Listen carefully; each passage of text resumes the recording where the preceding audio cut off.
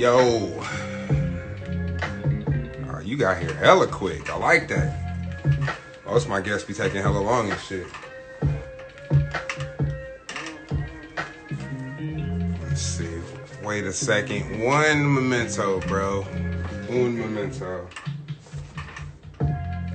I'll go ahead and start it off then. Fuck it. Welcome to episode 22 of Chop 15 with Jay Walker. I hope everybody's having a great day. Tonight I have a special guest. He's a brother, man. He's somebody I've known for like almost 20 years. Learned a lot from him musically and just in life in general. What up, O? It's my brother Sterling, aka Stirs. I'm gonna bring him in and let's go ahead and get it popping.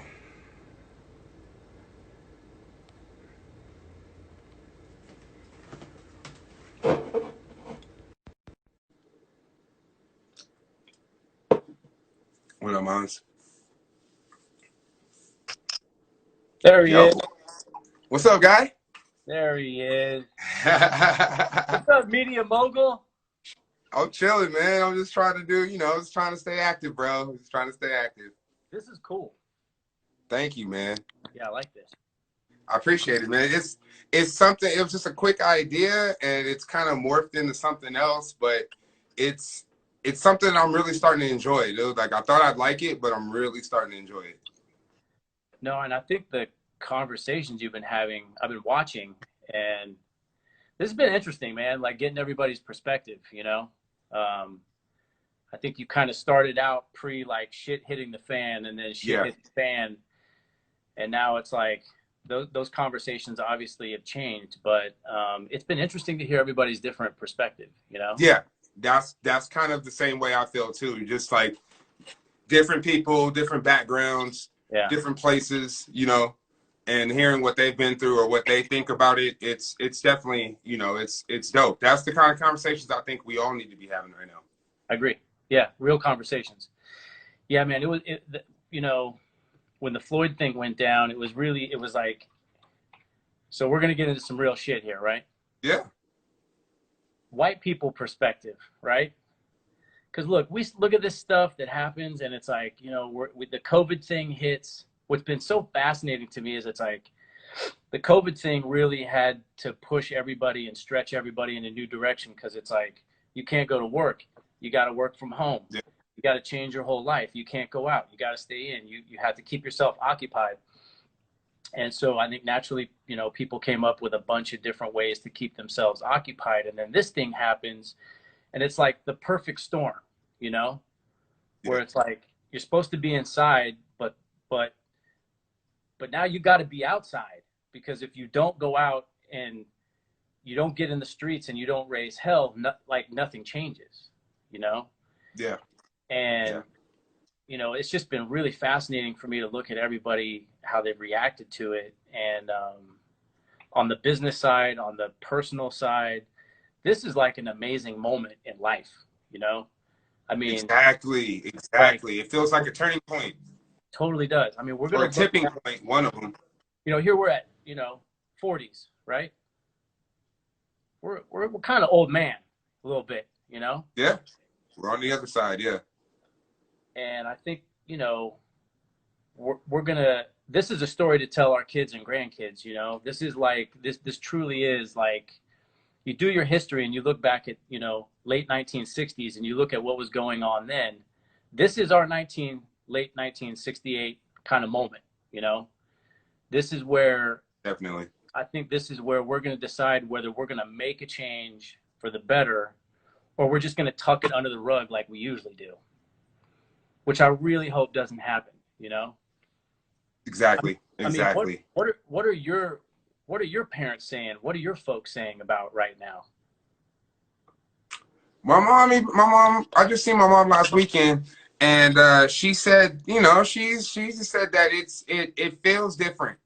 It feels a little bit different, you know. We've seen this before, you know, and that's the bad thing about it. And like, you know, my mom's lived through MLK being assassinated, you know what I'm saying? Like she remembers that as a kid, you know. So like these things have been happening, and it just, and even she said, like, it just seems like it's different. It seems like, you know, it might be something different right now. And even to me, it kind of seems like it's a point where even the, you know, the white people that are cool and are down and you know what I'm saying, and understand, even like they're fed up. But then it's even the people you wouldn't expect in some cases that are fed up that I've noticed. I'm just like, and they're speaking out loud, and I'm like, Yeah, that's what you need, because we can yell until we're blue in the face, but if people that look like you don't do it, yeah, it that's doesn't right. mean shit.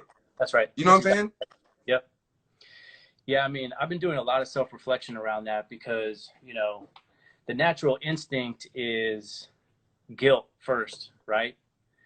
And you know, I think in a certain way, man, it's interesting because I've been interacting with a lot of people and asking questions, and especially other white people, right? And there's this really Mm-hmm. interesting narrative that comes up where, you know, look, I grew up pretty poor, and I grew up in neighborhoods where I grew up around people of color. I grew up around black kids. I grew up around Indian kids. I grew up around Mexican kids, Native American kids. We were all in this neighborhood, and we all played basketball, and we all, you know, bonded. And so I think I Yeah. was lucky to grow up in an environment, you know, not lucky to grow up in an environment where we didn't have a lot of money, but really blessed to grow up in an environment where I got to see other cultures firsthand right away at a very, very young age. So I have a totally different perspective. And then I have all these people that I deal with in life now as an adult that didn't grow up that way. So they have a totally different perspective, you know.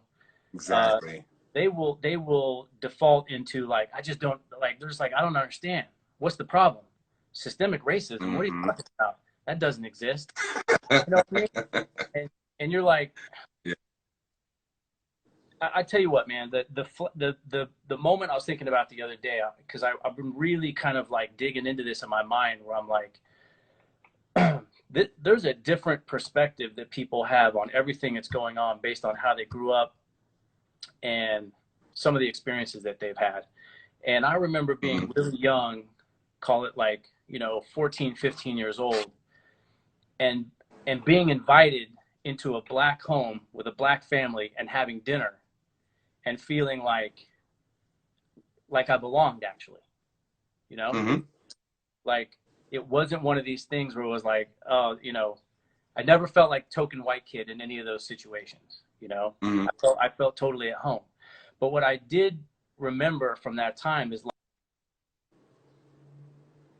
Oh shit. there's a love in that environment that I would go to white kids' homes and not feel that, you know? Mm-hmm. There's a little coldness. And as I get older, what I start to recognize, I think I was watching some Instagram talking about just the differences in black families and white families and how kids grow up, and it all reflects on you when you get to be an adult. And you know, if you never experienced that stuff, if at a young age, if you were never in a black home or had black friends and you don't understand black culture, then you get to be an older person, and you just don't have that perspective to put everything back and say, yeah, this is real. You know, those are conversations that happen in black homes every day about what black people deal Yeah. with at the hands of not only just white people, but cops and figures of authority and bosses and on down the line. And there is systemic racism in our society, 100%, because to be honest with you, as a white person, we grow up into it. You grow up into white supremacy. That's the way society is basically designed. Yeah. And it's incredibly hard to unlearn unless you have some of those moments where you see a different perspective and you're able to relate at a different level. And what I'm really kind of like, what blows me away is like there's not that integration for a lot of people at a young age, and they end up going off late into life never understanding what's going on, and then here we are, and it's like, it's tragic, man. See, See, that's why, even though, like you said, you know, it sucked to be poor. Yeah, it does suck to be poor growing up. But sometimes being in that situation puts you around everybody, you Yeah, know, because when you got money, you're only around a certain type of person. That's right. You That's know, exactly when you don't have money and you're just scraping by and your parents are scraping by and shit, you're yeah. gonna be around a bunch of other kids whose parents are scraping by just like Right. you. Yeah. And that's when, you know, you learn. So it's you know, it's all about where you're brought up too. So like I think that's one of the reasons why you have the perspective you do, is because you've been open to meeting people of other cultures, other ethnicities, other backgrounds, and Yeah. you've seen that, hey, we're all the fucking same, dude. Like Yeah. it ain't no fucking real different Yeah. at the end of the day, No, we unless you eat the make same it a food. difference. We have the same conversations. We want the same things. You know, we all want the best for each other. It's just the lack of people having those experiences early on in life. It just festers later on, and there's a complete disconnect that happens. You know, Mm-hmm. and Mm-hmm. you know it happens as you get older and you get in the work environment. You get, you know, you just said it right. So where I live in the neighborhood I'm at in Tennessee, there's no black people in Mm-hmm. this neighborhood. I think there was one black family in the neighborhood, right? Mm-hmm. It's very just, it's just, you know, it's the typical suburban neighborhood. And we bought here because we liked the house, we liked the neighborhood. It was quiet. It was out of Nashville. It wasn't, you know, in the city. We wanted to stay out of the city. But the Mm-hmm. perspectives in this neighborhood, the conversations I've heard, like it just blows me away, man. And I have to keep my mouth shut because I'm like, You're oh my, not like those guys. Because you're yeah, not like those guys. no. And look, there's this Facebook that we have in the neighborhood. This will blow your mind. This is what really almost sent me over the edge. So we're in the middle of all this last week, right? Mm-hmm. And we're still in the COVID shit, right? And one of the neighbors has decided that because the pool won't open, they want to call the I know where news. this is going. Look, yeah, you know exactly what's going. The pool won't open. We need to get the HOA to open the pool. We're being denied our freedoms to get to the Uh-oh. pool. We need to get in the pool. You know what? I'm gonna call the news station and we're gonna Oh protest no. outside the pool. And there's like threads like 200 people long of like, do you really think that's appropriate? Yeah, I think it's Wow. whole shit's going on. And Wow. my wife is the one that's on the Facebook. I refuse to look at it anymore because I get too upset. Yeah. Telling me this Yeah. whole thing and what's going on. My neighbor's texting me, what the fuck is going on with this thread? And I'm like, I can't look at it. I can't go in there.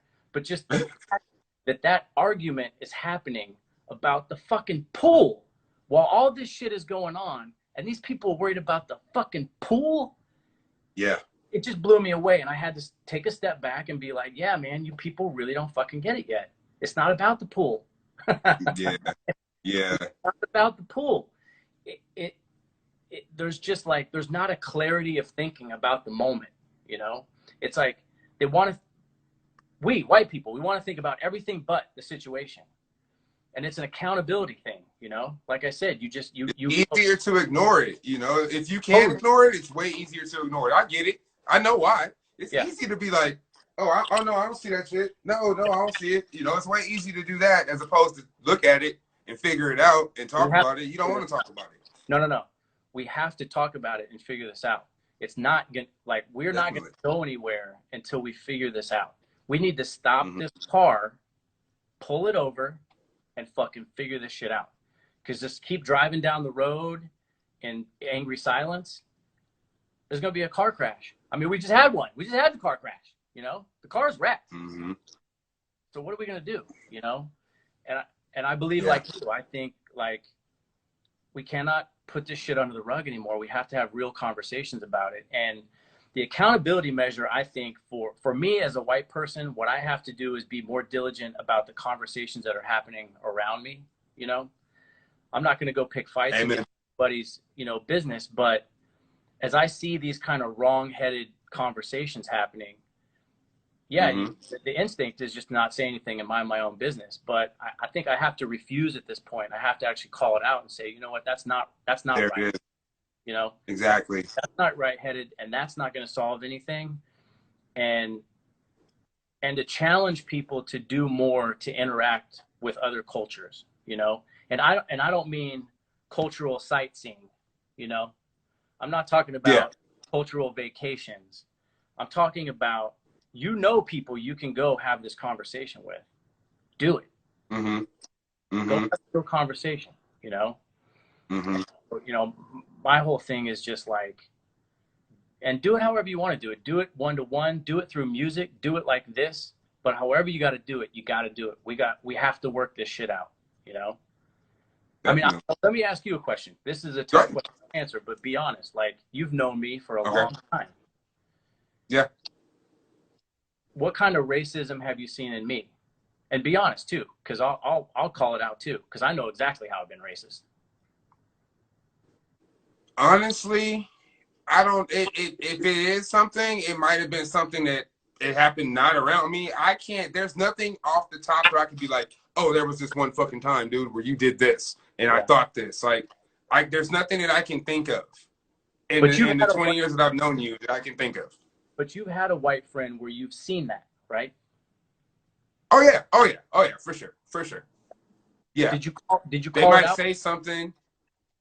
Did you call it out when you Yeah, saw because it? if you're hanging around me, Good, good, if you're because good. if you're my friend, if you're Yeah, my friend and you say something like that, like I gotta be like, hold on, dude, like you hang out with me, but then you'll get the as a black dude, you'll get the oh, but you're not like them.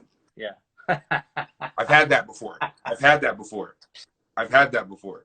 And That's it's the like, good thing I've ever heard right so there. you're separating me from my people. Yeah. Because I'm different apparently. Like, oh, okay. You know why you're different though? Because you're standing in front of that person. You know, it becomes like a They larger, know me. They yeah, know me. that's like a larger meta argument where it's like, oh, if you're black and I'm cool with you, then I don't put you in the same group as black people that I don't respect or think are cool, right? I mean, Yeah. I have friends, I have white friends that, you know, I think back now and like I've been a part of some of these conversations where, you know, I just don't say anything and I feel guilty about it. And it's like, man, the way fucking when white people get together and have white people conversations and they turn a That's the bit, shit. See, that's the shit right there. they That's turn when you a gotta little be bit, like, yeah. What are you hold doing? on, you got that's see, that's when people gotta step up in Yeah, that situation right there. When it's yeah. just and it doesn't have to be, you don't gotta turn it into a fight, but you just gotta make them think like, really, dude? Like, why would you say that? You know Yeah, what I'm saying? Like, just you gotta make them stop. Like, it's not cool. yeah. Cause It's I mean, cause yeah, I know, cause when you're comfortable, when you're around everybody, you know, you think you can say certain things, and some people aren't that way, and they don't know that. yeah. That's the thing. Some people. I got a friend who checks other people instantly like that. I've seen him do it. It's been a bunch of white people. They say something, he'll be the first. I can't even get nothing out of my mouth before he'll say something. He's already got it. You know what I'm saying? Like, So that's the type of personal accountability that we all have to carry around now, you know? And, you know, that's hard. That's hard work because that reflects it on you, is. person, right? Because again, it's It really is. easy not to say anything and it's really hard to say something. But again, we're not going to get anywhere unless those backroom conversations take a turn for the better by having at least a couple people that are involved have the guts to step up and be like, no, we have to change. And look, you can't change 30 years of somebody's thinking in an instant, but you Yeah. can but you can at least keep bringing it up over and over and over again. And you know, I think that's the trick. You hit it. It's the backroom conversations that we all have to be more aware of. Because look, I think the opposite is also true as well. You know, when a you know, I'll give you like perfect example, right? So I'll turn the question around where it's like, where have I seen maybe racism against me? So I've been at parties, Mm-hmm. nothing but black people, right? And as a white person to be in a black party where you're basically by yourself, maybe there's like, you know, maybe two other white dudes there or whatever it is. I've been in a lot of those Mm-hmm. situations, and it's I fucking survived intimidating. the reverse way. It's intimidating, right? Because you know you're getting clowned Mm-hmm. on. I can see it, hear it. You know, what's this fucking white dude doing here? What's going on? You know, and you feel really out of place. But that happens. That happens all the time, everywhere, constantly, right? Group of Mexican dudes gets together and see a black dude or see a white dude or whatever. Like, it's a tribal thing that happens, and I think it's natural. I don't. think there's, Yeah. that's just a part of life. But we're not going to progress as a human species and really figure this problem out until we start checking each other in those situations where we get too tribal. And you got to kind of back away from the tribalism a little bit and be like, okay, there's appropriate times to be tribal, but we need to be tribal together right now. You know what I mean? Yeah. Yeah. This, Yeah. this The is overall tribe, yeah. not the individual tribes, the overall tribe. And the overall tribe, and I think you know this. I mean, we're watching it right now, right?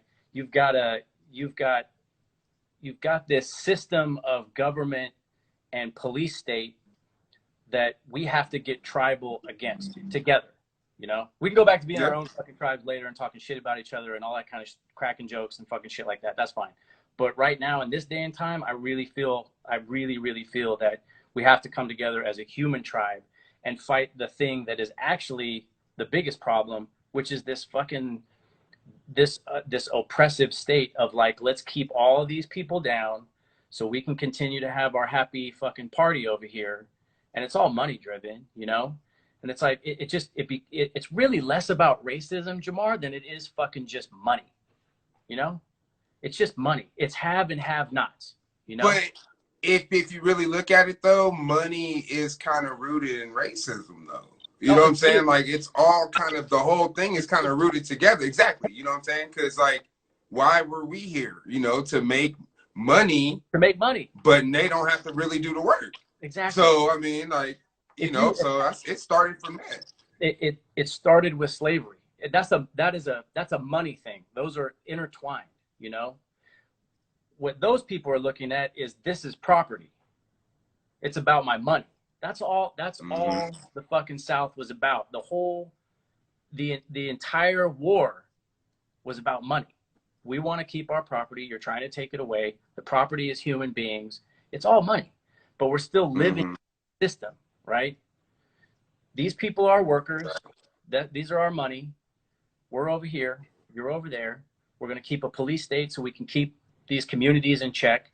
If you starve communities of resources and education and humility, what the fuck do you think's gonna happen, man? They're gonna fucking explode at some point. And I don't care what color skin you have. You live in those communities starved of resources and education, you're gonna fucking explode eventually. And it's really stupid. To me, it's an insecurity kind of thing. You have some kind of deep-seated insecurity. Like, why do you think that everybody being prosperous and being successful is going to negate your success? Yeah, exactly. Unless your success is built on the backs of us not being successful. Correct. If your success is built on that, then yeah, you should be mad. But if it's not, why are you mad? Yeah. So that's kind of a telltale sign right there. If you're really that mad, you're obviously a person who steps on other people to get what you need. Yeah. Look, it's not confusing. I'm really clear-eyed about it, I mean, exactly.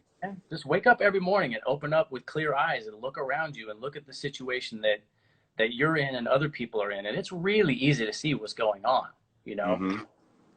But we've got to come together as the human tribe to fight that, because, I just, until we get some kind of equality across the board, and look, this gets really deep because it gets into socioeconomic issues, and it gets into healthcare, and it gets into education, and we could go on for hours, but I'm just really clear on the fact that I'm only going to support thinking that gets to that place of equality of some sort. And it's never going to be perfect, and it's never going to be equal across the board, but it is so divisively unequal right now that, like, our survival's literally in peril because of this. We're going to tear each other apart if we don't get this fixed. So look, we got to come together as the human tribe, and we got to figure this out.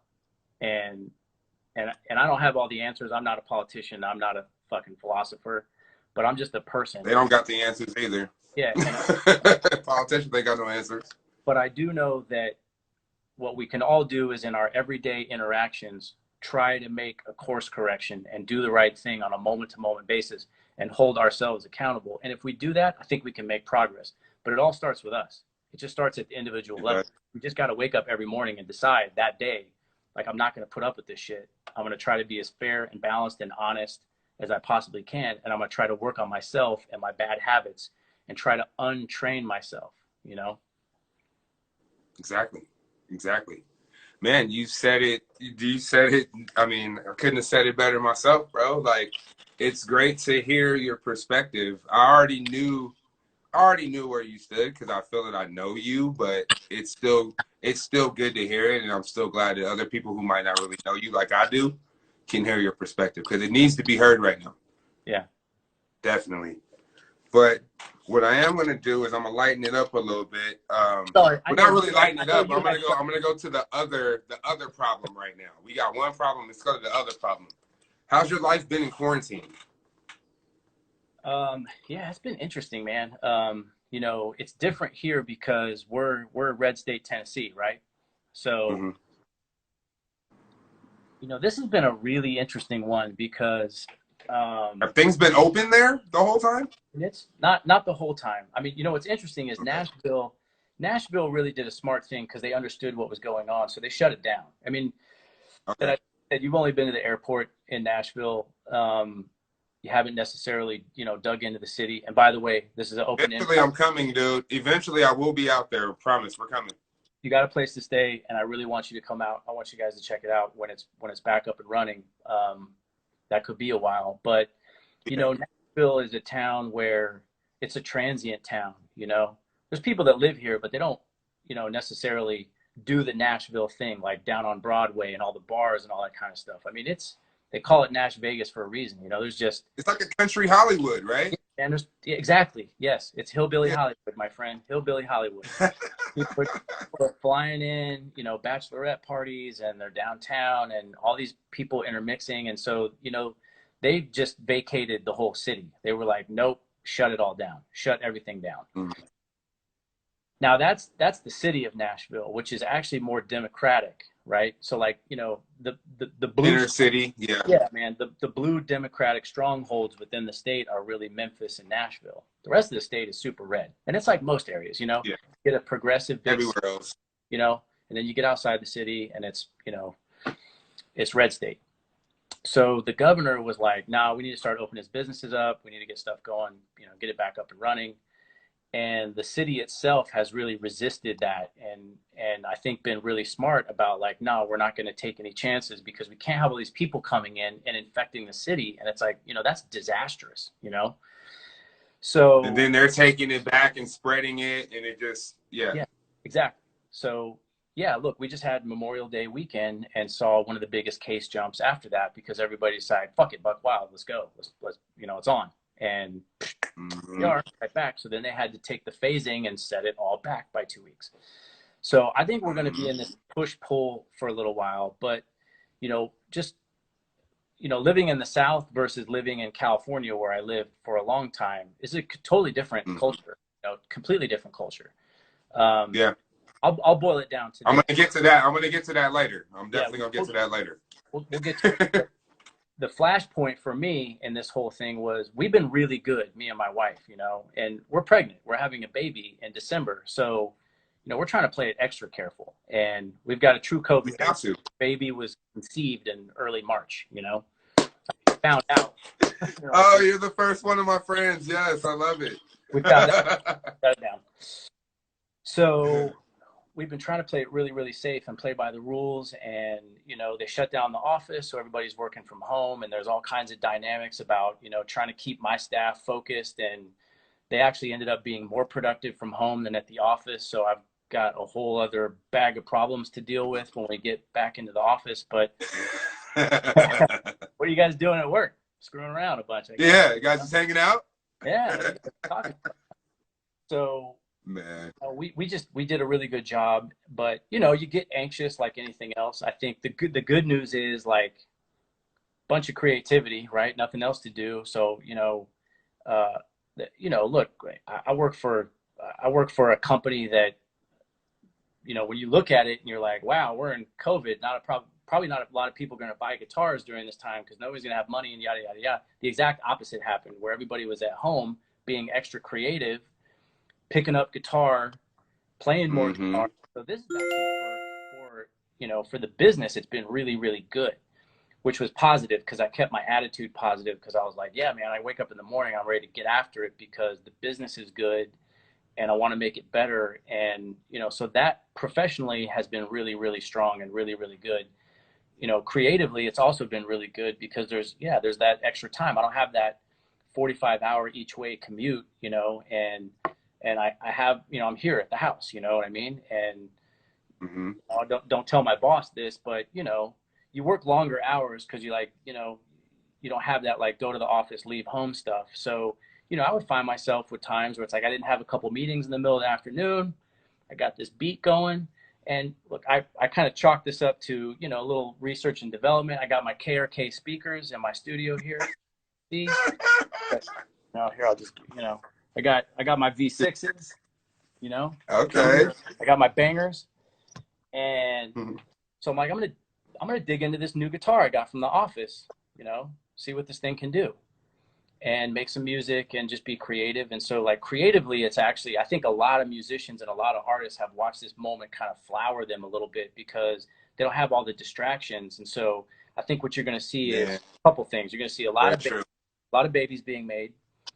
You're going to see a lot of new music being made. And you're seeing what you're doing, which is a lot of artists reaching out on Instagram, doing Instagram lives or doing more social media with their audiences, trying to keep them engaged because they can't be out on the road. So True. I think it's been amazing to watch. Actually, I mean, there's a, you know, there's that cursed side of it being like, yeah, we've got a really, really bad pandemic going on, an infectious disease that can kill. On the other hand, man, everybody just take a fucking time out for a second and be creative and be positive as much as you can. And I think a lot of people have turned to hobbies and music being mine and made their way Yeah. through a tough time by continuing to be inspired by artistic endeavors, you know? And I think that's been amazing. I think we're going to see a renaissance of creativity because I think people finally realize like I don't need a lot of this shit. You know, I don't need all these distractions. I don't need to be at this restaurant or this bar every day or every night or every weekend. I don't need to be at that club. I don't need to go to this. I don't need to do that. I need to be here, Mm-hmm. present in the moment, creating, making music. And I hope more people are doing that. If for me, like I've kind of been like you, like this has allowed me like to like lock in and focus Yeah. and kind of get my business in order, like kind of like focus what I'm gonna do and my next steps and things. And for me, creatively, these last 3 months have been great. I feel like I've tried to better myself and I've tried to get more healthy. I've been working out the last 3 months again. Yeah. I'm creative. Like I have this routine and it's kind of keeping me positive. And the only thing, COVID, I would have a couple days during that time where I'm like, okay, man, you know, maybe I need to, you know, kind of sucks right now. Can't see Yeah. nobody, whatever. You have those waves. But then like when the George Floyd thing happened, man, like I was down for like 3 days, man. I didn't want to do anything. Yeah. I was just hurt, man, exhausted, tired of the same thing happening. And now I'm kind of and even with that happening, I did a song about it, you know, Yeah. like I kind of channeled the energy, you know. Yeah. So it's like this has definitely kept me sane. Like it's kept me from going to bad places because I can focus on something for enough of my day to where I'm not just focused on the bad shit and the Yeah. bad things that are going on right now. Yeah. Because you know what we're really good at? Distraction. We're really good at distracting ourselves with a bunch of meaningless shit, you know? America's the best at Absolutely. We that. have mastered that. Yeah, exactly. So I think that, you know, yeah, the Mother Nature timeout is warranted once in a while, where it's just like, nah, we're gonna put you on pause for a little bit. You guys are fucking wilding out too much, you know? And Yeah. yeah, it's two sides of the same coin, right? You know, there's negativity and there's fear and there's anger on one side, but on the other side there's something really beautiful, which is this time to really focus on other stuff that we've all been putting off forever, you know. And you know, just I go back to just, you know, people I've talked to who have been putting off learning an instrument for years and years and years, or had one and haven't been doing anything with it. And now they're like, I'm going to pull that guitar out of the closet. I'm going to learn how to play that guitar. And you know what? That's That incredibly has to be hard. cool for you too, because you're selling people guitars right now. You're selling people stuff, and you're helping them be creative and probably get through their moments right now of dealing Yes. with everything. You know, Yeah. so that's dope as well. Yeah. We've seen a lot of messages come through with people that are just basically saying, thank you, you know, um, Nice. because you've given me a gift. And it's like, we didn't physically give them a gift, but You paid for it. yeah, but we're trying to promote that thinking of like, hey, stop putting it off. Now's the time. Like, Right. when you ask general society, like just ask anybody on the street that doesn't play guitar, right? I'll Mm. just leave it to guitar. Like 8 out of 10 people will be like, oh, I wish I knew how to play guitar. There's the want is there, but they Yeah. won't give themselves the opportunity to do it. And then now the opportunity has presented itself, and a lot of people have taken that challenge basically. And Mm-hmm. I'm just excited because I think I've been playing guitar for shit, man, since I was like 18, and I still suck. On one hand, it's like incredibly easy to learn the basics. It's incredibly hard to get proficient at it. But Mm. I'm using guitar more in my music and my production and my beat making. And um, I got that from Gomez, though. He's the one that started that out. We had this old beat up guitar Shout that out to Mez. pedal 20 years ago, and he was like, hey, what if we sample that versus sampling the record? Like, will you, try to play something or whatever? And so Glenn then would record me playing or whatever. And like, just the light bulb went off where I Mm-hmm. was like, oh yeah, we can use keyboards, but we can use guitars too. We can use live drums, we can use bass, we can use all these tools. So, I'm hoping that, with all the digital tools we have at our disposal, that at least a lot of kids will think about this differently and say, man, how can I bring some new instruments into my production? And because you can use other things than keyboards and pads, Yep. you can pick up playing bass guitar relatively easy. It's not that difficult. Guitar, yes, a little more difficult, but it's not that difficult. And you can really add a new dimension to your music by bringing these other instruments in until you get to the point where you don't need to sample and you don't need to loop. You just play, you just do it. You Mm-hmm. sample yourself. Mm-hmm. I do this now. Exactly. I'm kind of I'm kind of getting there now, but not with guitar. I'm kind of in this percussion phase right now. Yeah, good. So I'm playing like all of Yeah, my own percussion on a shakers lot of my and shit. yeah. Shakers, um, triangles, Yeah, tambourines, yeah, cowbell, yeah. claves, all that shit. I got all that shit down. Like, Get and it get feels haunted. so much better playing it. Like you feel like you're really creating something. You know what I'm Yeah, saying? Like it's a different feeling than just finding that sample and just looping the tambourine sample. I'm playing the tambourine now. I feel it just yeah. feels different. You know? Well, because you are like your soul is coming through the instrument, which sounds and feels different than it does when you're just looping somebody else playing the 8 bars on a triangle. Yeah, that sounds Exactly. cool. That's cool. What I've been trying to do is like, I'll go find some good loops or something like that, something that gives me a mood, something that can kind of set the tone for whatever the track is going to be. I love Right. how we segued right into music, by the way. That was good. That was great. Um, Hey, yeah, you helped me out. Thank you. but all, but, but all, I figured it was one of your questions, but, Mhm. start to get an idea down, just put a baseline idea in, and then I kind of take a step back and go, okay, how can I take this like Wilson Pickett guitar part that I love that I've got in this track, and then now I pick up my guitar and I can't fucking play any Wilson Pickett tracks, but I try to mimic the vibe. You know what I mean? Try to Yeah, figure out yeah. what the tone is with the amp and the pedal that they're using or whatever it is, the compression, the technique. And what ends up happening is I end up playing something completely different than the thing that I that I, But that you I love it. put in the track. But yeah, I love it now because now it's mine. Yeah. Now it's mine.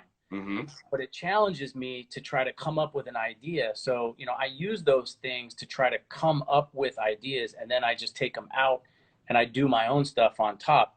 And you end up with something like that you're way more proud of, I guess, at the end of the day, like when you because it just doesn't feel like you just put a bunch of random pieces together and threw a beat underneath it and you're like, fuck it, there it is, take that shit.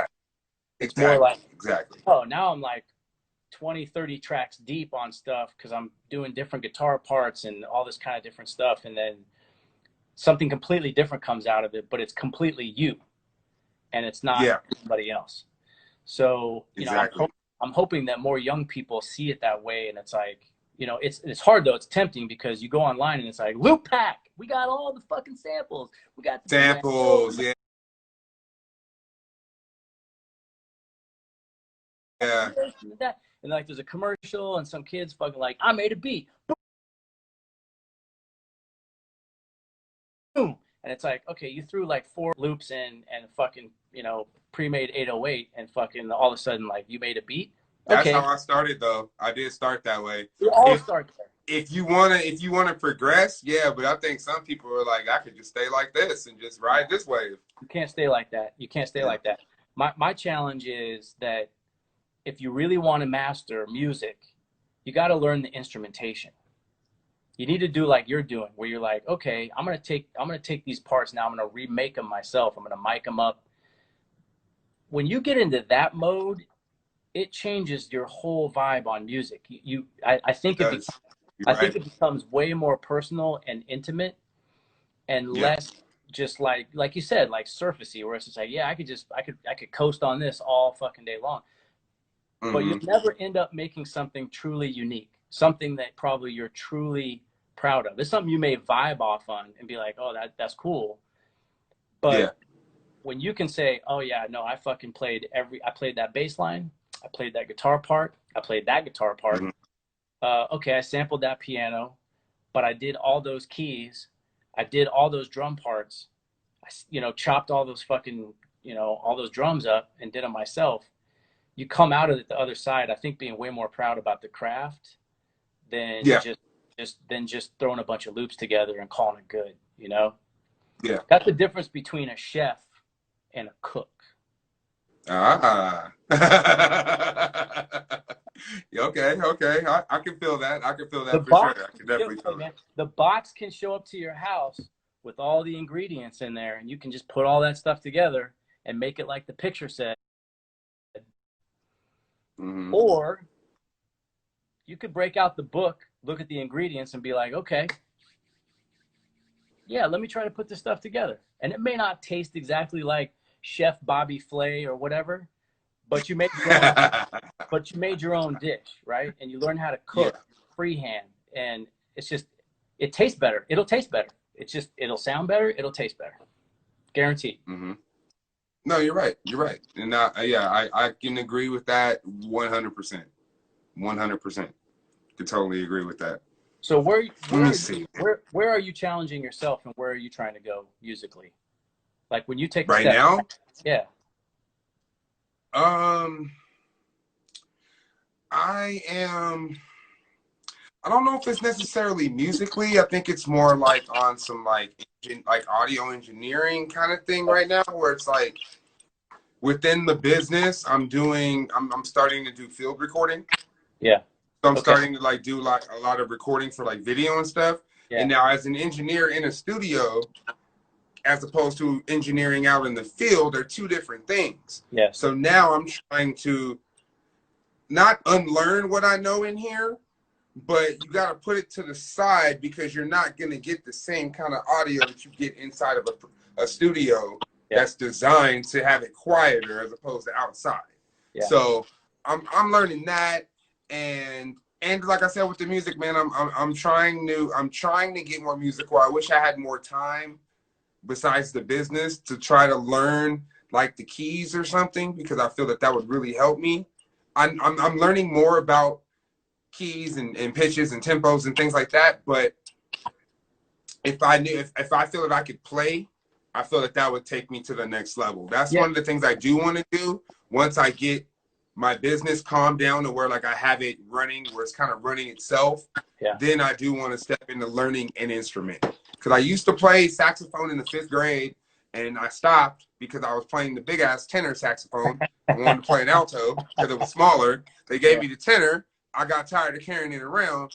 Yeah. But now I didn't know that I was going to do this when I was older. Yeah, If I'd right. have knew that, I would have played that shit. Yeah. Because that I would be so much further ahead right now. But Yeah. I'm learning. I'm getting there. No, you look. I don't care what anybody says. You don't have to be 8 years old to learn how to play an instrument. You know, you can be in your 40s. You can pick it up if you have a passion for it, and you know you love it. You're enjoying it. You'll pick it up quick. You know it, and you know I think there's always this expectation on somebody who's learning to play an instrument that they have to get sort of like professionally proficient at this thing. You know what I mean? Fast. Like, Yeah, because you're old now, so you got to do it fast. because you listen to this music and you're like, oh, I'm listening to this music and I got to learn how to play like you don't. You absolutely don't. You'll get more joy, you know, just with guitar. It's like if you can just learn how to play a couple chords together that sound good pretty smoothly, all in your right hand, play a good rhythm and put those notes together. That is so satisfying. You know, it's incredibly satisfying. And most songs are not that hard to play, actually. People have this weird thing where it's like, you know, they hear these records and they're like, wow, this, you know, because it's all super produced and it's poured over and engineered and, you know, but it's basics. You just pick up an acoustic guitar and learn how to play most songs. I mean, you want to play rock, blues, soul, whatever it is, you're really looking at like 3 to 4 chords and they're really close to each other. It's not that hard, you know? And if I you can, have a guitar here that I need to get restrung. I was given a guitar years ago, and I need to get it restrung. It's an acoustic. I need to get it restrung, but yeah, that's I would be the perfect to just try to learn. that's my challenge to you is to do that. And you can restring that guitar really easily. All you got to do is call me and I'll walk you through it. Okay. But it's incredibly satisfying because you can pick up on this stuff really, really quickly, and you can really play along with your favorite songs pretty quickly.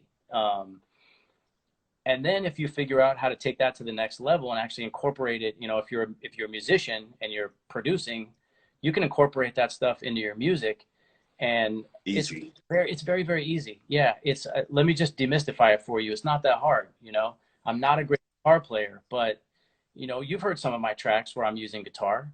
Like it sounds good. It sounds appropriate. You know, you figure out how to work it in and not play above yourself, but just play within the groove, find the Yeah. appropriate notes to play, and it all works out. It's very, very easy, you know.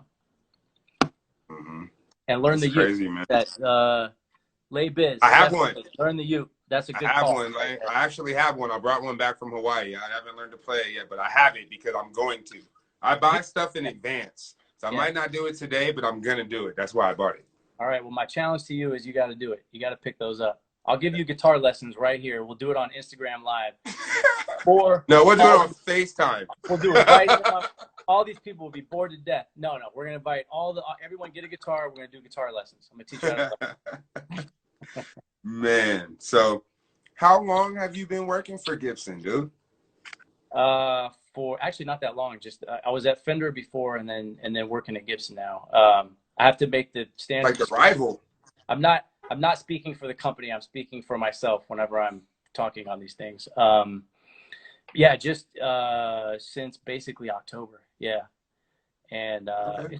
it's been awesome, man. You know, it is an awesome company.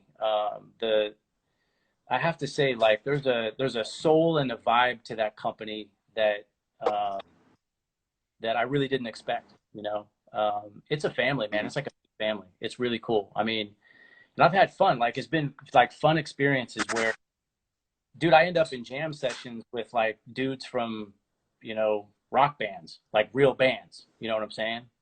Like That's crazy. bands where you're like, I grew up listening to your fucking music, and now I'm sitting here on drums, like fucking jamming with this dude. So it's like, it's really cool. It's a rewarding business to be in, not only for what we're doing and what we're trying to accomplish, but you know, just look, man, I get to go to work every day and work in the music business, and that's incredibly satisfying. You know, as a musician, there's just nothing better. You know, it's a dream come true. So it's a lot of fun. That's what's up, man. That's super dope. So we want to get you past that acoustic guitar, whatever it is. What is it? A cheap guitar? What do you got? What are you playing over there? What do you got? It is a, let me see. It's a Mitchell. Yeah, I don't know what that is. We're gonna get you into a Gibson. I'm gonna get you something real. I mean, you are the man, so. Okay, we're gonna get you into something real for sure. All right, Oh so listen. man, Uh, what's up? when's how much of the Beirut crew is in here? I can't see. Let me see who's in here right now. Probably none of them because they don't. We got Obe still here. Just Yeah. Obi, Speebs. Rob was here for a minute. All right, so Beebs still there. we're gonna do we do an annual. Well, what was gonna be before the COVID hit, the annual Yeah. the annual Beirut get together. I think we're gonna have to live stream some beat making at the next one,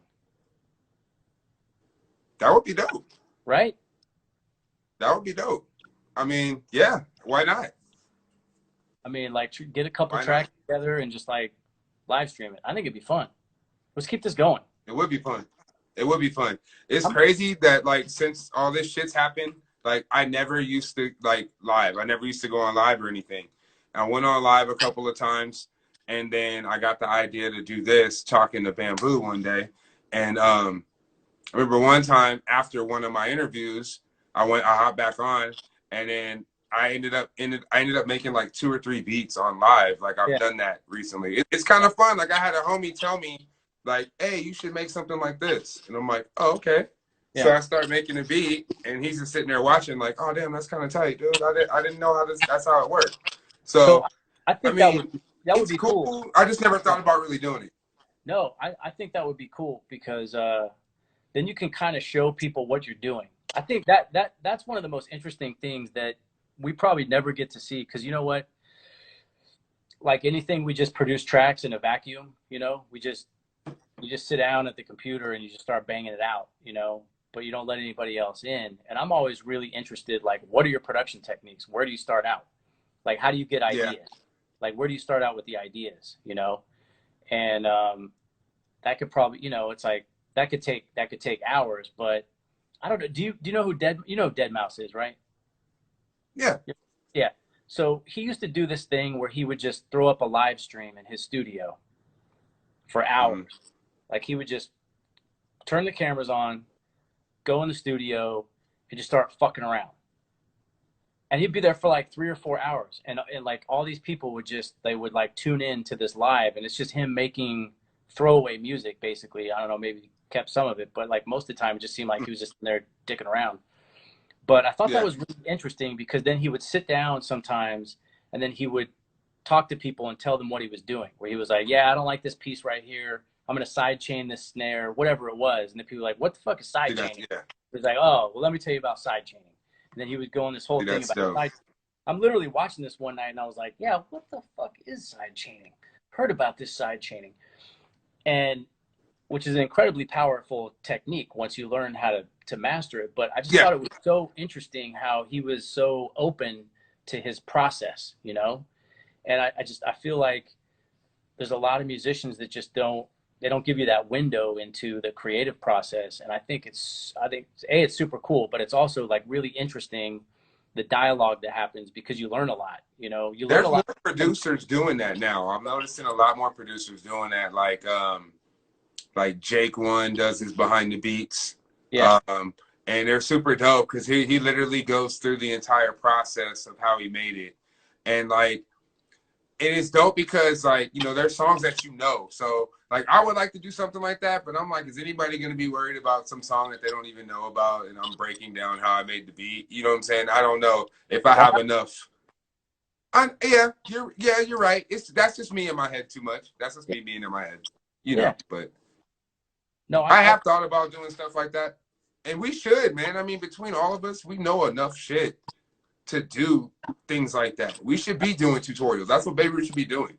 We should all have like little whatever we're good at. We should do a tutorial on it. I agree. It's just about stepping outside yourself and actually like doing it and being like, okay, I'm gonna let you into my messy kitchen over here, because the interesting part is like, there's no right way to do production, right? Everybody has their techniques, and you can watch all these tutorials, which are telling you the right way to do stuff. Man, I do shit wrong all the time, right? I don't know half of what this fucking logic can do, actually. But I have my little way of doing stuff, and cool shit seems to As come long out of as it sounds good to you, that's all that it. matters. If it comes Yeah. out sounding how you want it to sound, that's it. But if one person could get one thing out of it where they're like, oh, that's interesting. I didn't even think about it doing that way. I think that's probably valuable. Mm-hmm. Okay, you just challenged me. Okay, so you got to play guitar and do live streams, and then now, thanks, Jamar. Appreciate it. You gave me more I shit. think the only reason why I don't do it is because the people that really, really do it and they do it well, the ones that I like and I watch, Yeah. they put it seems like they put a ton of time into just the production and Yeah. the quality of these videos. Yeah. So it's like with me, I'm like, I only have so much time in a day. How Yeah. is that going to take away from me actually making music and producing music and putting it out? Yeah. Like that's the reason why I don't go all in on that. Yeah. I was kind of even doing this. I was like, I wanted to make it as easy as possible. That's why I wanted to do it on IG. I Yeah. just wanted to make it really easy. Get the video, upload it, boom. I don't have to edit. It's simple. Because if I had to edit and do all that, it's already enough time trying to schedule people and that. Yeah. I just didn't want to take too much time away from being creative and making music. Yeah. So But it's yeah, necessary though. it totally is. Yeah, it totally is. But I think it'll if it inspires. So that's all I really care about. You know what I mean? Like if it like all I'm looking for. I think what happens is if you put yourself out there, and then somebody else goes, yeah, okay, that's cool. All right, so I could do that. I should do that. You know. And look, man, we're like old men. This is hilarious to me because we're old men having this conversation, right? Yeah. But and nobody fucking 20-year-olds probably watching this channel. But even us at our age, if we can inspire someone else at our age to like lay it out there and like, yeah, do something new, do something different, show me something, teach me something, do something, I think that's super powerful. I think that's why this platform exists. It's for stuff like that. It's not just to go put hearts on pictures. It's like, how can we interact with a different way, Right. and inspire some people when we don't have the luxury of seeing them every day face to face. Right. Right. What's next for you, bro? What do you like? What's next for you creatively? Okay, so Well, I know life. I know the baby, but yeah, what's creatively? What's next? I have a small window where I can continue to be creative until the baby comes, and then life is gonna change. I'll probably be up You better there. drop something. You better drop something. Up, man. When are we dropping the Tipsy Hustle? I want to drop it on his birthday, bro. Honestly, I want to drop it on his birthday. Let's Oh do shit! Hey, they're telling me we got 2 minutes remaining, bro. This is the first time this has ever happened.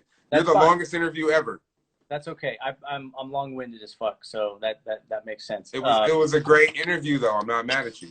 No, this was good. I want to do it again. Look, man, I love you. I hope you're doing well, and I want you guys to come I out. am. You can hang. Love you too, man. Wait till it gets safe. But And I hope your kid's born on the 10th, because then we'll have the same birthday. yeah, well, I'm thinking about Jamar Doak. That's a pretty good name. That's a strong name right there. Jamar Doak. My middle name is James. It'd be James Doak. That sounds distinguished. James is good. I'm with that. All right, man. I love you. We'll talk to you soon, all right? All right, bro. Thank you for your time. All right, bye. All right, man. Wow. Longest interview of the series, but my man Stirs is definitely worth it. He spoke a lot of great things. I hope you guys really enjoyed that conversation with me and my brother. I want to thank everybody for tuning in today. I hope you guys have a great rest of your Thursday. I am off tomorrow, but I will be back on Saturday with my boy Brandon Bracamonte. He's a tattoo artist from Sacramento. He does all of my work, and he's amazing. So we'll get to learn a little bit about what's been going on in his life and everything with COVID and whatnot. So you guys, I hope you guys have a great evening. Stay safe, stay aware. Until next time, peace.